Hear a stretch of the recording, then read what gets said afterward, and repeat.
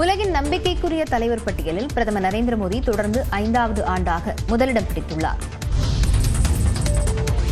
அமெரிக்காவின் morning consult நிறுவனம் நடத்திய உலகில் மிகவும் நம்பிக்கைக்கு உரிய தலைவர்கள் பட்டியலில் பிரதமர் நரேந்திர மோடி தொடர்ந்து 5வது ஆண்டாக முதலிடம் பிடித்துள்ளார்.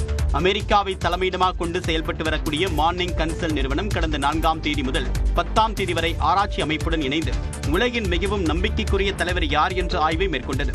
இந்த ஆய்வில் பிரதமர் நரேந்திர மோடி 75% பேரின் ஆதரவை பெற்று நம்பிக்கைக்குரிய தலைவர்கள் பட்டியலில் முதலிடம் பிடித்துள்ளார்.